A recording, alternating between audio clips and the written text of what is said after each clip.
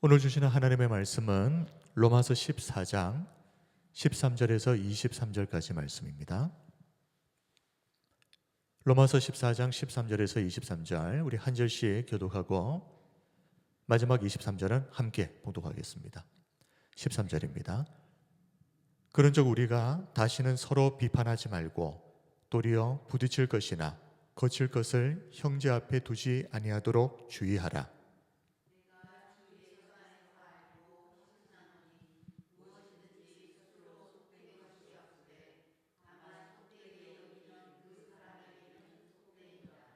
만일 음식으로 말미암아 내 형제가 근심하게 되면 이는 네가 사랑으로 행하지 아니함이라. 그리스도께서 대신하여 죽으신 형제를 내 음식으로 망하게 하지 말라.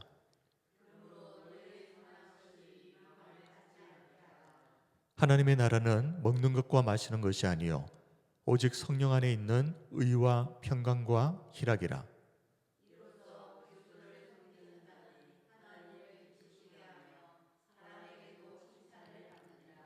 그러므로 우리가 화평의 일과 서로 덕을 세우는 일을 힘쓰나니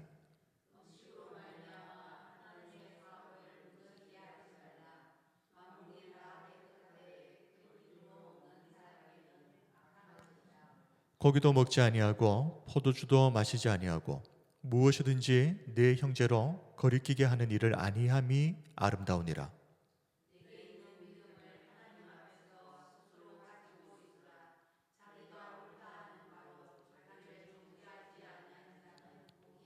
함께 하겠습니다.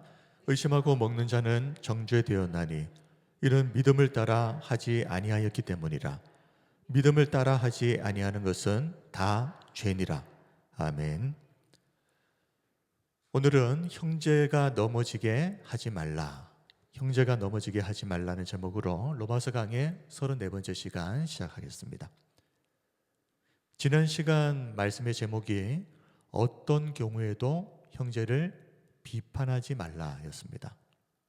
잠시 말씀을 요약하자면 우리가 어떤 경우에도 형제를 비판해서는 안 되는 이유, 모든 것을 판단하실 분은 오직 하나님 한 분이시기 때문이라고 말씀드렸습니다.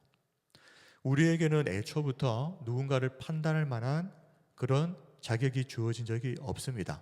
그런 권한을 주신 적도 없습니다. 판단하시는 분은 오직 유일한 재판장이신 하나님 한 분이시기 때문에 우리는 판단해서는 안 된다.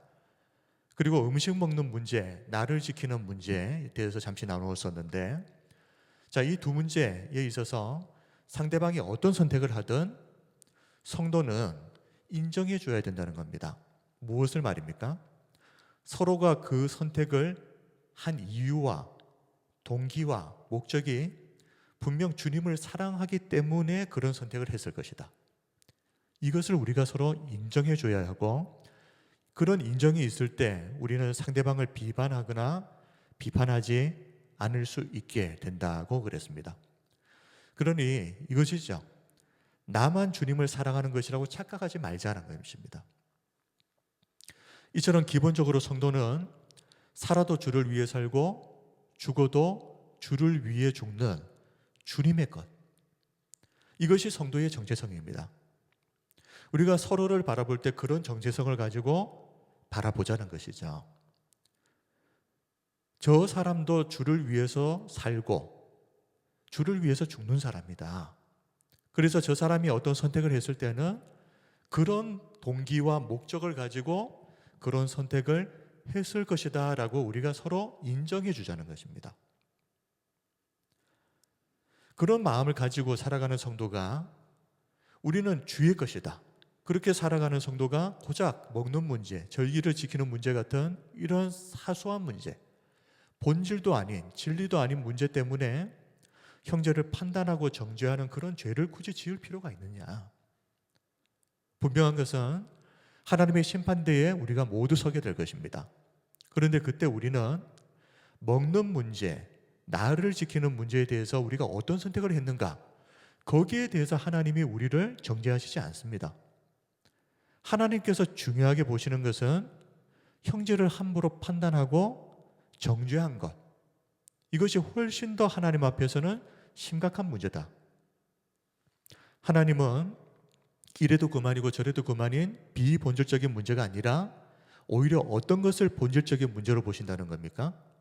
형제가 함부로 형제를 판단하고 정죄하는 것, 이것을 훨씬 더 중요한 본질적인 죄로 보시고 여기에 대해서 엄중하게 심판하신다는 말입니다.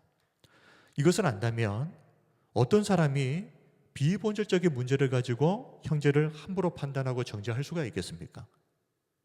그러므로 성도는 남이 어떻게 하는지 너무 신경 쓰지 말자.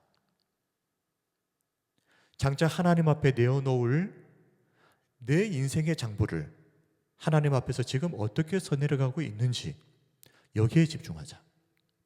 여기까지가 지난 시간 살펴보았던 내용입니다.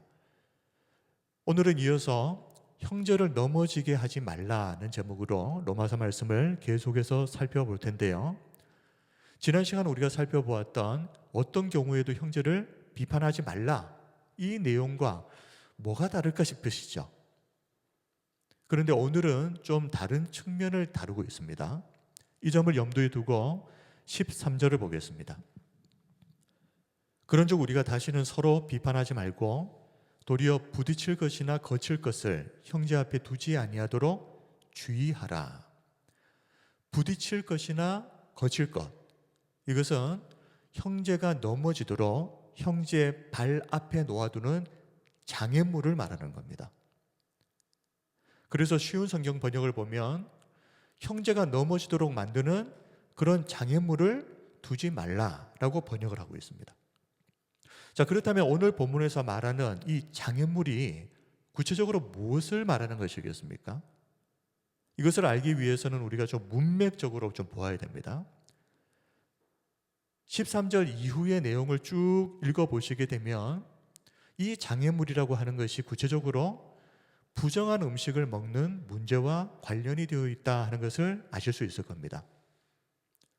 14절, 내가 주 예수 안에서 알고 확신하노니 무엇이든지 스스로 속된 것이 없으되 다만 속되게 여기는 그 사람에게는 속되니라. 내가 주 예수 안에서 알고 또 확신한다. 뭘 말하겠습니까? 지금 바울은 개인적으로 주님 안에서 확실하게 내린 결론이 있다는 말입니다. 어떤 문제에 대해서 바울이 성경적으로, 신학적으로 주님의 뜻에 근거해서 이렇게 하는 것이 맞다라고 확실하게 내린 결론이 있는데 무엇에 관한 것이겠습니까? 음식 먹는 문제에 관한 확신, 결론. 여기서 말하는 음식은 지난 시간에도 살펴본 것처럼 율법에서 금지하고 있는 부정한 음식을 먹는 문제입니다. 그런데 바울이 가진 결론이 무엇이었습니까? 말씀을 보면 무엇이든지 스스로 속된 것이 없으되라고 그랬습니다. 무엇에든지 스스로 속된 것이 없다. 이 말은 음식 자체는 부정한 음식, 정한 음식이 따로 있는 게 아니다 하는 말입니다. 왜 그렇습니까? 복음 안에서 하나님이 만드신 모든 것은 선한 것입니다. 하나님이 악을 창조하실 리가 없죠. 그리고 우상이라는 것 자체가 실체가 없는 거짓이기 때문에 엄밀하게 말하면 우상에게 바친 제물도 애초부터 존재하지 않는 겁니다. 자, 이렇게 바울은 음식 문제에 있어서 신학적으로나 성경적으로 분명한 결론을 가지고 있었습니다. 음식 자체는 부정한 것, 정한 것 따로 있는 거 아니다. 하나님이 만드신 것은 다 선한 것이다. 그럼에도 불구하고 바울은 거기서 끝나지 않습니다. 만약 어떤 사람이 특정한 음식에 대해서 이건 부정한 음식이야 라고 생각하는 사람이 있을 수 있죠. 그러면 그 사람의 생각이 내 생각과 다르다고 할지라도 존중해 주어야 한다라고 말합니다. 다만 속되게 여기는 그 사람에게는 어떻게 해요? 속되니라. 인정을 해주는 겁니다. 속되다고 여기는 사람에게는 그 사람이 속된 겁니다. 자기가 부정하다고 생각하는데 그래서 나는 양심상 먹지 못하겠다는데 어떻게 하겠습니까? 그냥 인정해 줘야죠, 그런 것을. 바울의 이 말이 중요한 이유는 이 사람이 어떤 음식을 볼 때 이건 속된 음식이야 라고 생각을 했는데 그 사람에게는 그게 결론입니다.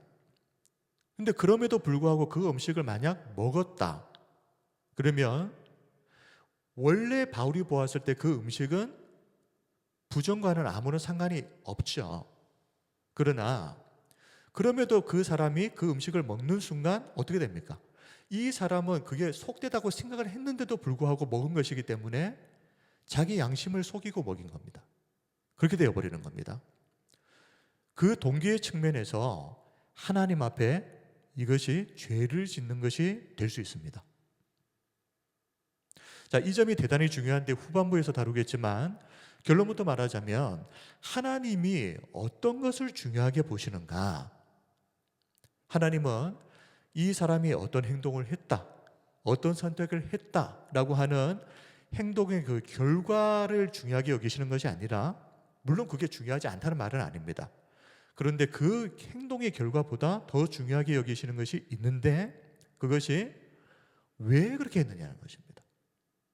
왜 그런 선택을 하고 왜 그런 행동을 했는가? 그 목적과 동기를 더 중요하게 보신다는 겁니다.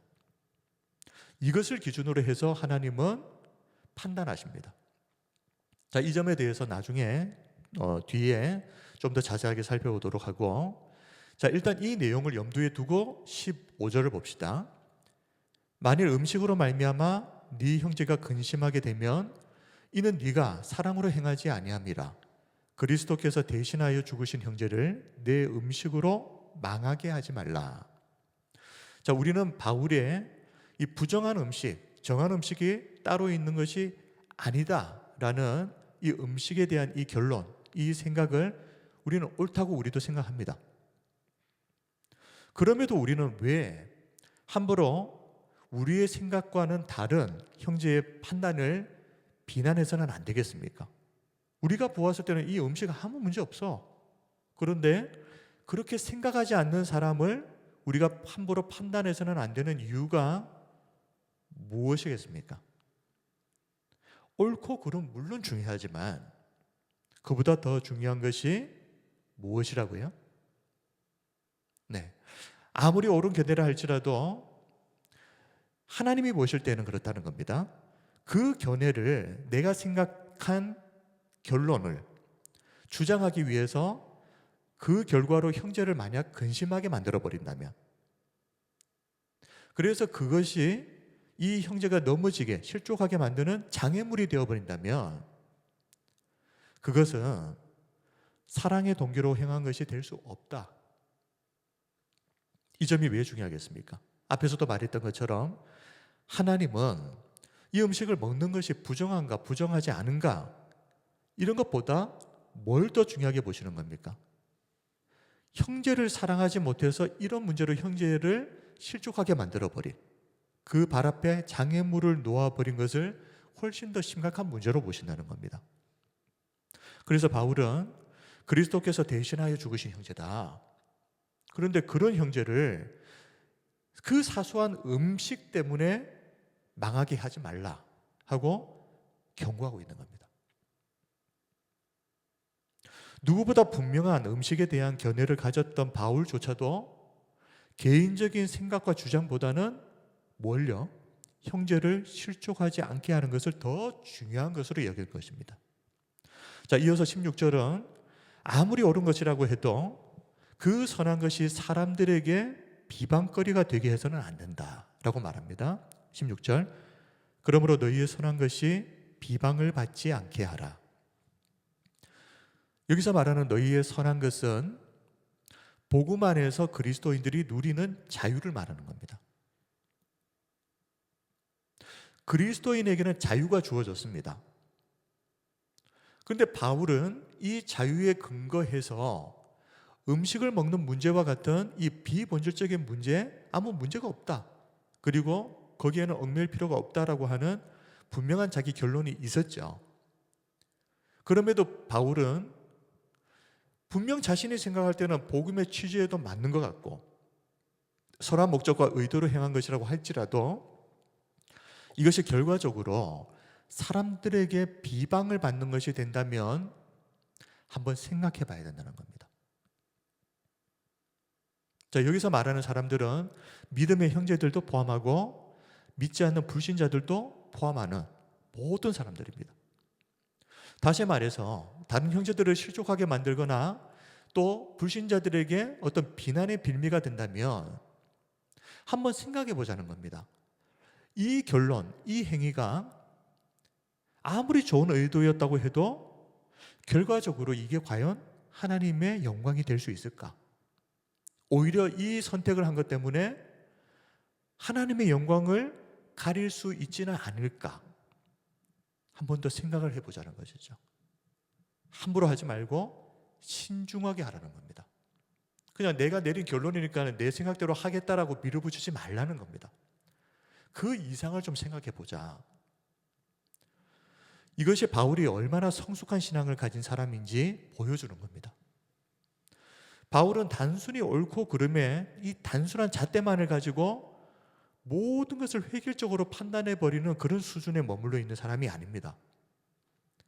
한 걸음 더 나아가서 옳고 그름, 물론 중요하지만 거기에서 더 한 걸음 나아가서 이 결정과 이 선택이 공동체의 덕을 세우는가, 그리고 하나님께 영광이 되는가, 거기까지도 신중하게 살폈던 사람이 바울이었던 겁니다. 자, 이 말을 오해해서는 안 되는 것이 계속 지금 강조하고 있습니다. 지금 바울은 옳고 그름의 문제를 따질 필요가 없다 이런 말 하는 게 아닙니다. 항상 문제가 뭐냐, 옳고 그름에서 그냥 다 판단해버리고 그 판단을 가지고 행해버리니까 문제가 생긴다. 우리는 거기서 한 걸음 더 나아가서 무엇이 더 중요한가? 하나님의 영광과 공동체의 덕을 세우는 것. 그래서 우리가 선택을 할 때는 이 덜 중요한 것을 위해서 가장 중요한 것을 희생해버리는 이런 잘못을 저질러서는 안 됩니다. 그래서 바울은 17절에서 하나님 나라의 본질이 무엇인지에 대해서 이렇게 말합니다. 하나님의 나라는 먹는 것과 마시는 것이 아니요 오직 성령 안에 있는 의와 평강과 희락이라. 지금 로마 교회 성도들은 뭐 때문에 싸우고 있습니까? 이 음식 먹어도 되느냐? 먹으면 안 되느냐?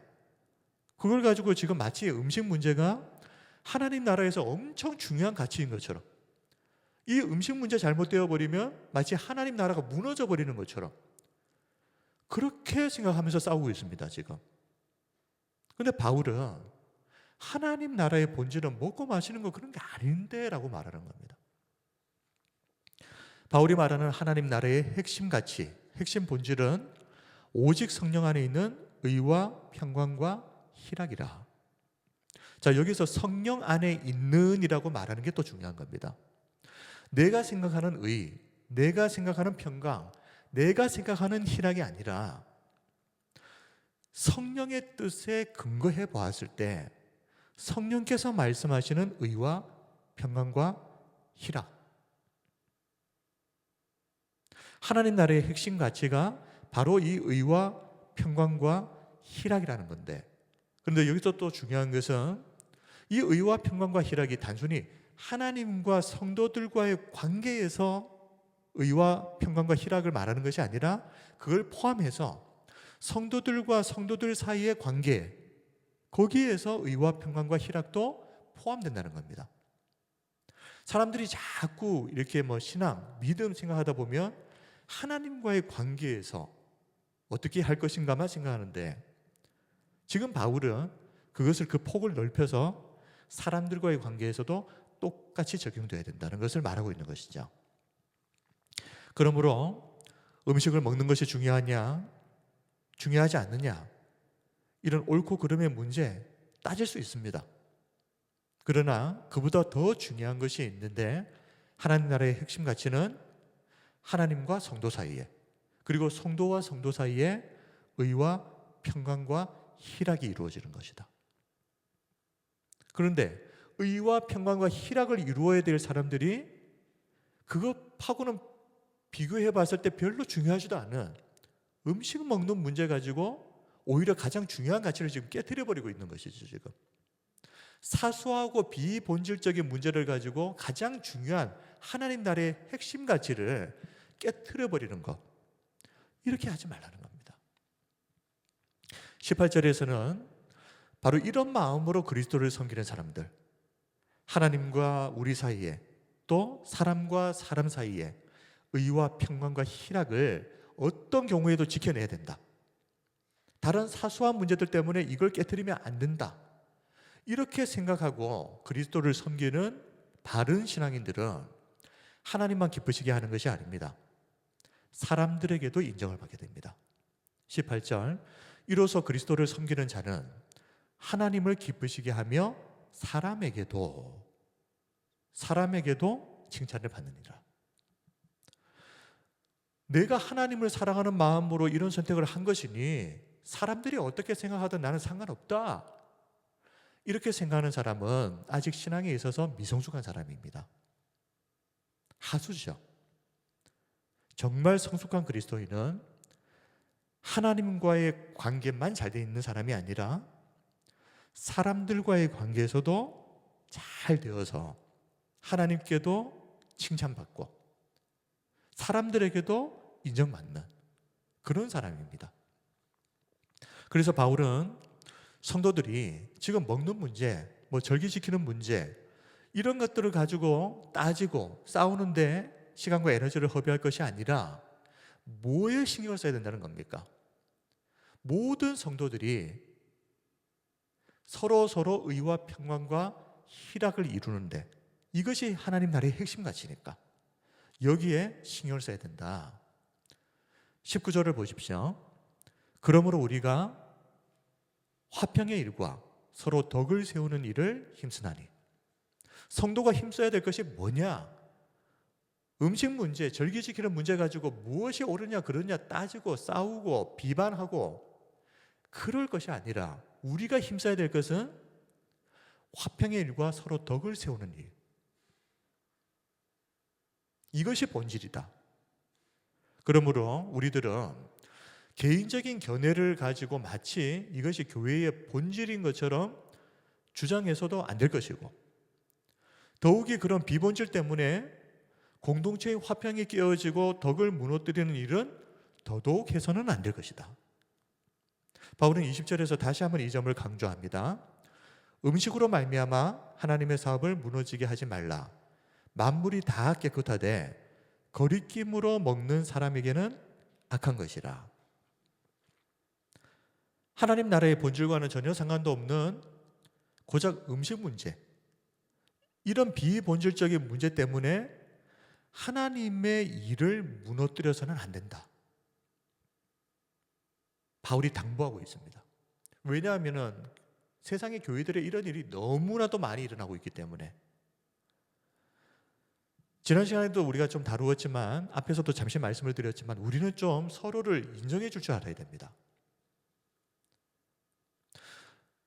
만약 어떤 사람이 이방인 출신 그리스도인들처럼 모든 음식은 깨끗하다 그러면서 먹는 사람, 그 사람을 보면서 어떻게 생각해야 된다는 겁니까? 이 사람이 그런 선택을 한 것은 주님을 사랑하는 마음이 있었기 때문에, 자기가 생각했을 때는 그게 주님을 사랑하는 방법이라고 생각했기 때문에 그런 선택을 한 것이다. 인정해 주자는 것이죠. 그러면 부정한 음식이 있다라고 생각하는 사람은 또 어떻게 생각해 줘야 된다는 말입니까? 이 사람도 하나님 앞에서 거룩함을 훼손하지 않기 위해서, 하나님 앞에서 더 거룩한 삶을 살기 위해서 주님 사랑하는 마음 때문에 그런 선택을 한 것이라고. 서로 정반대의 행동을 하고 선택을 했지만 저 사람도 이 사람도 다 주님 사랑하는 마음으로 선택했을 것이다 하고 인정해주고 존중해야지, 만약 반대로 함부로 서로를 판단하고 정죄한다면 이런 것들이 결국 하나님의 사업을 무너지게 하는 것이 될 수 있다. 21절에서 바울은 이 음식을 먹을 것인가 먹지 말 것인가 계속 옳고 그름의 문제만 따지지 말고 그보다는 이걸 좀 생각하자. 만약 어떤 형제가 음식 문제로 시험에 드는 일이 발생했다면, 그래서 그 음식 문제가 그 형제 앞에 놓여진 장애물이 되었다면, 그러면 바울은 이렇게 생각합니다. 나는 나름대로 음식에 대해서 어떤 음식을 먹어도 괜찮다라고 하는 성경적인 신학적인 결론을 확실하게 내린 사람이지만, 혹시라도 그 형제가 내가 아무 음식이나 먹는 것을 보고 시험에 들거나 실족하게 된다면 나는 차라리 고기도 먹지 않고 포도주도 마시지 않겠다. 그렇게 결단하는 것이 성숙한 성도의 자세다라고 21절에서 말합니다. 고기도 먹지 아니하고 포도주도 마시지 아니하고 무엇이든지 내 형제로 거리끼게 하는 일을 아니함이 아름다우니라. 22절에서 바울은 또 아주 중요한 내용을 언급을 합니다. 네게 있는 믿음을 하나님 앞에서 스스로 가지고 있으라. 자기가 옳다 하는 바로 자기를 정죄하지 아니하는 자는 복이 있도다. 자, 이 말씀을 좀 해석을 다시 해야 됩니다. 네게 있는 믿음을 하나님 앞에서 스스로 가지고 있으라. 자, 이 말씀은 음식 먹는 문제에 대해서 지금 계속 다루고 있지 않습니까? 그런데 이 음식에 관한 이 문제가 본질의 문제가 아니라 비본질의 문제다. 즉, 이것은 개인의 신념과 관련된 문제라고 말하고 있는 겁니다. 우리 개역 개정 성경에는 이렇게 번역이 되어 있지만 이해를 돕기 위해서 원문을 직역한 쉬운 성경 번역을 보면 이렇게 되어 있습니다.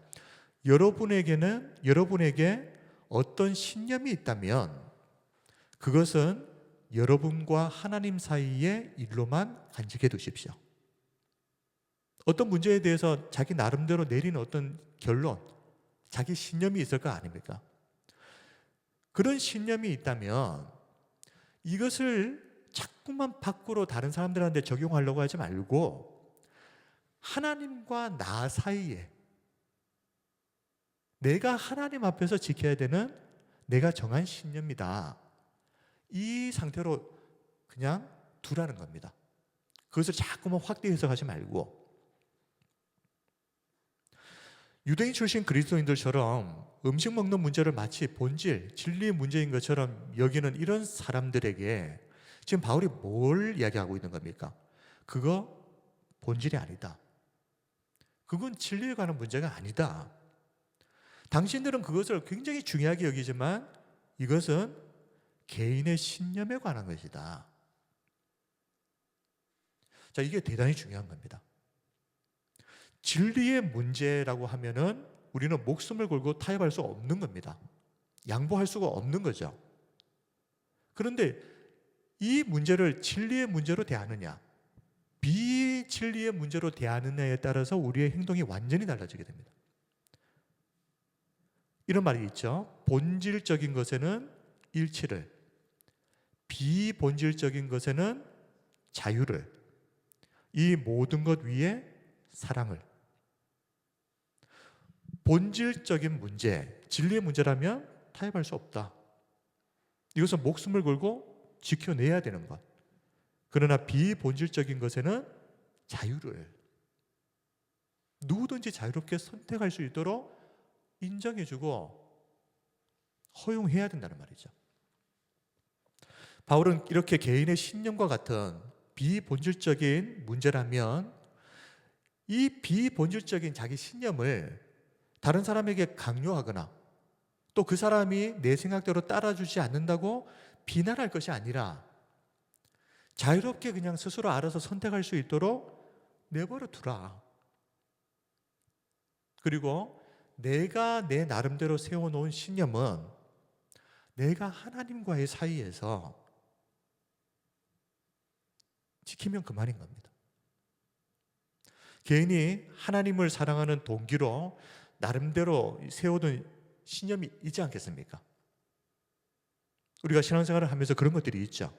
다른 사람들은 그렇게 하지 않는데, 그리고 뭐 성경에 굳이 꼭 그렇게 하라고 말씀하시지도 않는데, 내가 주님을 너무 사랑하기 때문에 내가 자발적으로 나는 하나님 앞에서 나는 이렇게 살고 싶다라고 세워놓은 신념이라는 게 있습니다. 그런 것들은 잘 지켜나가는 것 좋은 겁니다. 그런데 그게 개인적인 신념이면 개인적으로 끝나야죠. 이걸 다른 사람들에게 강요하기 시작하는 순간 그것은 아무리 좋은 것이라고 할지라도 형제를 넘어지게 만드는 장애물이 될 수가 있고 공동체의 덕을 깨트릴 수 있다는 것을 우리가 절대 잊지 말아야 됩니다. 개인적인 신념은 개인에서 끝내야 됩니다. 그러나 개인적으로 하나님을 위해서 내가 이렇게 해야지 그렇게 결심한 것이 있다면 개인적으로 그렇게 하십시오. 그건 좋은 겁니다. 그냥 단지 다른 사람에게 똑같이 하라고 강요하지만 말라는 겁니다. 그냥 자기가 그렇게 하면 되는 것이죠. 자, 이렇게 할 때 우리가 이런 마음을 가지고 신앙생활을 하게 되면 우리는 이런 좋은 마음, 바른 마음을 가지고 신앙생활을 하기 때문에 스스로에게도 복이 될 것입니다. 그리고 나아가서 모든 사람들 그리고 공동체에도 복이 되는 사람이 될 수 있습니다. 22절입니다. 내게 있는 믿음을 하나님 앞에서 스스로 가지고 있으라. 자, 개인적인 신념이죠. 이거는 여기서 말하는 믿음이라고 하는 것은 하나님 앞에서 스스로 가지고 있으라. 자기가 옳다 하는 바로 자기를 정죄하지 아니하는 자는 복이 있도다. 자, 마지막으로 23절을 보겠습니다. 의심하고 먹는 자는 정죄되었나니 이는 믿음을 따라 하지 아니하였기 때문이라. 믿음을 따라 하지 아니하는 것은 다 죄니라.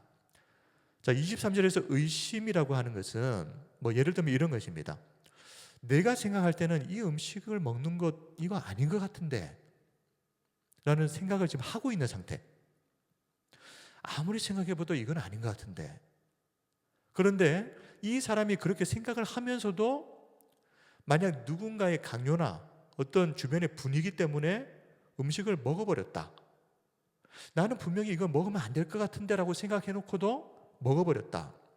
그러면 이게 어떤 문제가 발생하는가 하면 음식 자체가 아무 문제가 없지만 본인이 그런 생각을 하고 먹었다면 자신의 양심을 어김으로 하나님께 범죄하는 것이 되고 그리고 심지어 그것을 억지로 먹도록 강요한 사람도 그 형제를 범죄하게 만든 사람 된다. 다시 말하지만 하나님께서 중요하게 여기시는 기준은 어떤 행동을 했느냐 안 했느냐 그 결론을 보는 것이 아니라 왜 그 행동을 했느냐, 왜 그런 선택을 했느냐 그 동기와 목적을 더 중요하게 여기신다고 분명히 말씀드렸습니다. 나중에 천국 가서 몰라서 그랬느니 딴소리 하시면 안 됩니다. 하나님이 뭘 중요하게 여기시는가 분명히 말씀드렸습니다. 그러므로 스스로 생각할 때 이건 잘못된 거야 라고 생각하면서도 그 행동을 해버리게 되면 하나님은 그 동기를 딱 보시는 겁니다. 그리고 그렇게 생각했으면서도 그렇게 해버렸구나. 그러면 그것은 하나님이 보실 때는 죄. 그러니 우리는 어떤 사람이 어떤 행동을 하는 것을 보고 섣불리 결론을 내리면 안 되는 겁니다. 그 사람이 무슨 생각과 무슨 동기와 목적을 가지고 그렇게 선택하고 행동했는지 우리는 모르니까요. 그러니 남의 하는 행동을 보면서 내 생각과 다른 행동을 했다고 해가지고 함부로 판단하고 정죄하면 안 되는 겁니다. 하나님은 그걸 보시는 게 아니니까요. 하나님은 어떤 동기와 목적으로 그런 선택을 하게 되었는지를 보신다. 그래서 우리가 함부로 판단할 수 없는 것이다. 개인적인 신앙의 양심으로 생각했을 때 이게 옳다 생각하시면 그냥 그렇게 하시면 됩니다. 그런데 그것이 성경에서 말하는 본질의 문제가 아니라면 다른 사람에게는 강요하지 마라. 어떤 경우에도 비본질적인 문제는 어떻게 결론을 내려야 됩니까? 자, 이게 비본질적인 문제다. 그것이 정립이 되면 그때는 이렇게 결론을 내려야 됩니다.